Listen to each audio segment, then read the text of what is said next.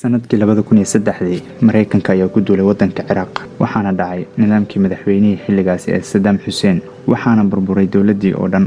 Burburkaas awgeed waxaa dhalatay xarakadii la magac baxday Muqaawama, taas oo noqotay mid ka mid ah kuwii ugu xoog badnaa ee sanadkii 2003. Safka xarakada Muqaawama waxaa ka mid ahaa nin lagu magacaabi jiray Toogtihii Baghdad, kaas oo ahaa mid shiishka aad u yaqaan oo ciidanka Mareykankana u diiday hurdada kana dilay ciidan aad u fara badan. Xalaqadeenan ayaan uga hadli doonaa qisadii Toogtihii Baghdad iyo 700 oo ciidan Mareykan ah uu keligii dilay. Inta aynan bilaabin, fadlan like dheh lana wadaag asxaabtaada.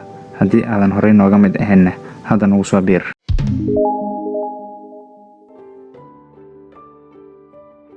sanadkii 2003 ciidankii ugu xoog badnaa Mareykanka ayaa ku duulay wadanka Ciraaq. Guuto ka mid ah ciidanka Mareykanka oo saaran gaari ayaa dhex maraya wadada ayaga oo ku sii jeeday xiradooda tababarka. Si lama filaan ah waxaa loo tooganayaa darawalkii gaariga ayaa wadada ka baxay waxa uuna ku dhacay derbi. Ciidankii ayaa ku qasbanaaday in ay gaariga ka degaan, ma aysan garaneyn meesha looga yimid. Ayagoo ordaya ayaa la toogtay mid kale. Waxa ay xabad ku fureen meesha laga soo tooganayay, laakiin ninkii shishlaha ayaa isku qarinaya meel aad looga arkeen ayaa toogtay haddana mid kale oo daaqada ka soo baxaya. meeshii ayuuna ku dhacay. Ciidankii ayaa bilaabay inay guryaha u galaan shacabka ayaga oo raadinaya ninka tooganaya ciidankooda, laakiin maba joogaba meesha ay ka raadinayaan. daaqadihii ayay xabad iskaga furayaan. walla waa jahwareeriye, meel looga yimid ma yaqaanaan kuwan. qayb ayaga ka mid ah oo raadinaya meesha laga soo tooganayo ayaa la toogtay.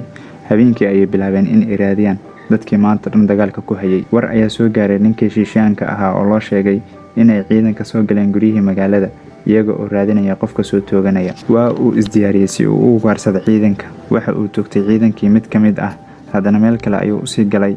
Ma garanayaan meesha laga soo tooganayo. waxa ay saas uga baqayaan waa hal nin oo ay u adeegsanayaan hubkoodii oo idin. Waxaana lagu magacaabaa ninkii ciidanka sidaasoo dhan ugu riday cabsida Qanaas Baghdadi ama Joba. Waxa uu ka mid ahaa ciidankii la magac baxay Muqaawama, waxaana la sheegaa in uu dilay 650 ilaa 700 oo ciidanka Mareykanka ah, kuwaas oo kusoo duulay wadankiisa Ciraaq. waxa uuna intaas ku dilay 3 sano 2003 ilaa 2006. hal nin kaliya ayaa intaas oo ciidan Mareykan ah dilay. Joba waxa uu ahaa shakhsi qarsoon oo aad aan loo aqoon magaciisa dhabta ah, waxaana la sheegaa inuu ka soo jeedo xaafid Naqiib Anbar oo ka mid ah degmooyinka magaalada Baghdad. qabiil ahaan waxa uu ka soo jeedaa qabiil yiraahdo Caasim Cisni oo ah qabiil dega wadamo badan oo ay ka mid yihiin Ciraaq, Sacuudiga iyo Syria. waxaana ka mid ahaan jiray ciidanka wadanka Ciraaq. markii uu burburay nidaamka wadanka oo Muqaawamo ay ka soo baxday wadankaas ayuu ku biiray ciidanka Muqaawamo oo la dagaalamayay ciidankii kusoo duulay Ciraaq. meesha uu ciidanka ka soo tooganayo qiyaas ahaan waxa ay u jirtaa 200 ilaa 300 oo mitir. qoriga uu adeegsanay waxa uu ahaa qori aad u casrisan, meel fogna wax ka toogan karaya. waxauna ahaa mid toogashadiisu fududahay oo faro fudud oo aan shiishka gafeen. waxaana lagu soo qaatay jaraa'idada ka soo baxa Ciraaq iyo xitaa kuwa ka soo baxa Mareykanka. waxa uu ahaa mid aad u kala yaqaan xaafadaha magaalada Ciraaq. waxa uu ka dagaalami jiray guryaha korkooda. cabsi darteed xitaa waxa ay gaartay haddii ay arkaan fooqa rasaasta in ay dhahaan meeshan waxaa maray Joba. madaxiisii waxa ay dul dhigeen $40,000 qofkii keena warbixin ku saabsan Joba. arrintaas ayuu maqlay, asna waxa uu yiri qofkii keena madaxa qof ka mid ah ciidanka Mareykanka waxaan siinayaa $100 milyan. waxaa laga sameeyay filmaan badan baaba oo u geystay ciidanka Mareykanka. markii ay dareemeen inaan looga adkaa karin sida hadda ay wax ku wadaan, waxa ay soo wateen nin yaqaan shiishka oo lagu magacaabo Chris Kyle.